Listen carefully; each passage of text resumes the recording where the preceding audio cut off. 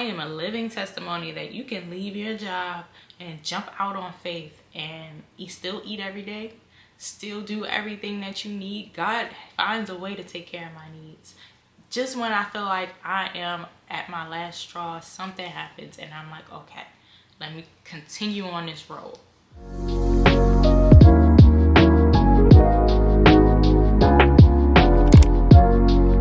Hey y'all, my name is Raquel. Welcome to my channel. I wanted to talk today about how I quit my job last year. Yep. I quit because I heard a word from the Lord, and I heard this word from the Lord like 3 years ago, and I didn't listen. I was a teacher, by the way. So I was a special educator for 7 years. Now, I never wanted to be a teacher. That's not how it happened. I went to college for track and field, was really into that. Always been into working in sports and training people and coaching people. That's always been my passion. But life happens and I ended up home after grad school and I needed to do something. So I ended up substituting, and I ended up long-term substituting, and I was really good at it. Long story short, I ended up getting another master's in special education and I ended up teaching. But the whole time I was teaching, it was always a tug on my heart. Like, I always felt like I'm not gonna be here long. I used to tell everybody, like, I'm not gonna be here long. This is a means to an end. Like, things that used to frustrate other people, I'd be like, I don't care, because I ain't gonna be here long. And I was there for 7 years. To say you're not gonna be there long for 7 years is a nice amount of time to be somewhere that you're not supposed to be. Hey y'all, I'm interrupting myself to tell you to take a second to like and subscribe to my channel, where I'll do more videos about fitness, about life, about everything. Each year I felt myself just being pulled the opposite direction. And eventually I was in a depression. Like, I felt myself depressed. There was a lot of things going on in my life outside of that too, but my job made me miserable. Like, I love the kids, don't get me wrong. It was just the other things. So anybody that's watching this that's a teacher, you know what the other things are and everything else that you deal with. A lot of times the kids aren't the only issue. And I just found myself in a space that was just so uncomfortable. It was so uncomfortable to the point that it impacted my mental health. And I always knew that I was gonna leave. In January, I put that I was gonna resign at the end of the year. Little did I know that I was actually gonna leave in March. And the way that it happened was very traumatic. It was a lot for me. I had to heal from it. But I think it was the only way that I was gonna really leave. And I had to leave, and I was like, God, what do I do? Like, why would this happen to me in this way when my intentions were this? My intentions were never for that to happen. How can it get misconstrued? How can people put me in this category when I wasn't?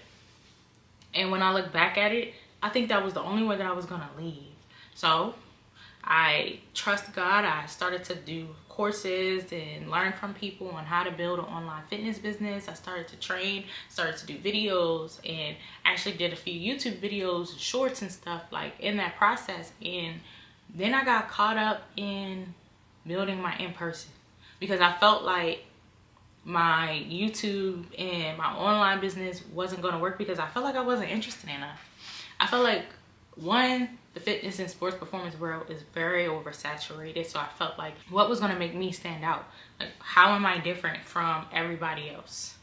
And that discouraged me from doing it. So I stopped posting on YouTube. I stopped really doing like Instagram or TikTok. I just was trying to build my in-person business. Now, mind you, that's not what God told me to do in the first place. God told me 2 or 3 years ago that I was going to do online, that I was going to reach people everywhere, and that I needed to get my skills together to be able to do that. I didn't listen. So then when I'm in a situation where I can do it, I get discouraged because of self-doubt and imposter syndrome and low confidence, and I stop doing it again. So I'm trying to build this in-person business, and I'm getting clients, but I'm not getting clients like I should get clients. So then I'm back in this like, okay, well, what's wrong with me? Like, what's wrong with me? What am I doing wrong that I can't get these clients? So before I went on my 21-day fast, I have a video about that you can actually go and watch. I can put it right wherever it goes on here. And God really started to speak to me and was like, you don't listen. You don't listen. Like, I told you what to do, but because it doesn't work on your timing, because you didn't have the confidence to do it, you didn't listen. And now here we are a year later, I'm back to doing YouTube videos and trying to grow my channel and my audience and live out my calling when I should have did it a year ago. So like, a lot of things that I experienced, I didn't have to, because if I just was obedient the first time, then it wouldn't have happened. And after a while, like, I was unsure that I made the right decision. But then people started calling me and was like, yo, I'm proud of you. You're doing things that other people wanted to do, that people are too scared to do. You're leaving your job to pursue your dreams, and you don't care about the circumstances. You don't care about your income. Now, don't get me wrong. I do stress about income a little bit, but I have learned to just have trust in God that I am working towards a dream that he placed in my heart. And sometimes things don't always go how you want it to go because we're in our own way. And if I had just sat back and did what he told me to a year ago, I would be in a different place, but I didn't. I gotta take everything that comes with this change and actually go out and fulfill it. And I want to encourage anybody today, like, if you are in the teaching job, if you are in the corporate world, if you are in another 9-to-5 and you feel like you're meant for more and God is telling you that, be smart with it. Because of course, if you got bills and stuff, like, be smart, but go ahead and take the steps to accomplish that goal. You're uncomfortable, your spirit is disrupted because you are meant for more, and you know you're meant for more. If that was where you're supposed to be, you would be able to function every day. And when you wake up and you just really feel in your spirit like, this is not for me, then you know that you have to do what you feel in your heart that you're supposed to do. And I thank God that I have a supportive partner, and I have a supportive family and parents. Like, everybody supports me, so I know that assists in my ability to do this, but I wouldn't change anything. And then this area that I want to crack into is not easy to crack into either. It takes some effort, it takes some creativity, it takes me being my authentic self. I just don't like putting myself out there, if that makes sense. Like, I'm one of those people where I don't like being vulnerable because I have been hurt by people, friends and stuff so much that I just don't like being vulnerable. Anything that requires me to tell you about me or to pour out who I am and how I feel, I ain't doing it. But God was like, ha, joke's on you.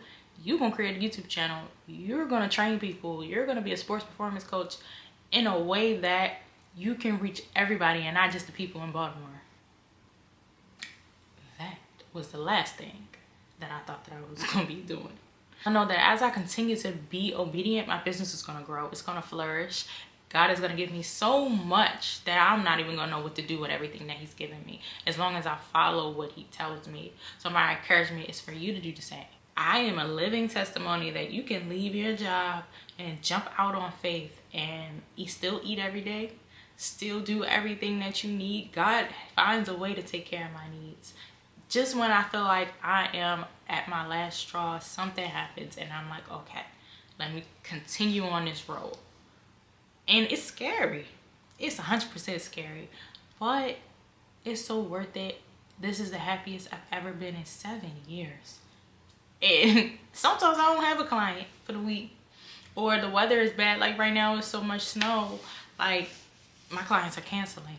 So I'm out here and I gotta do DoorDash to get a couple dollars. But hey, at least I can do it. It is something that can supplement income while I continue to follow the path that God gave me. And you know, like, every time that I was teaching, I was the one that would encourage so many people. Oh, this is your dream, you should go do it. Oh, you want to do this? Go do it. You want to go back to school to get your doctorate? You should go back to school to get your doctorate. And I would help people research schools to get their doctorate, or help people research things. And I was like, okay, the whole time this is a talent. This is a gift that I was given that I didn't realize that I could have used in other spaces. Using social media and the other talents that I've been given to go ahead and pour into other people. I love to help people, and I want to do it in a way where it's healthy, and I want to do it in a way where everybody benefits and I don't feel like I'm in the box. And doing this and being able to have YouTube and express and talk to people, even if I only got 3 subscribers right now, I am making a difference, and that's all that matters. So for the last time, that dream that you want to do is not too big. That goal that you set to yourself It's not too far to attain. Like, take the steps to do what you need to do, and you will be successful as long as you really put your heart and soul in it. And it's gonna be scary, but do it scared. Step out on faith. God got you.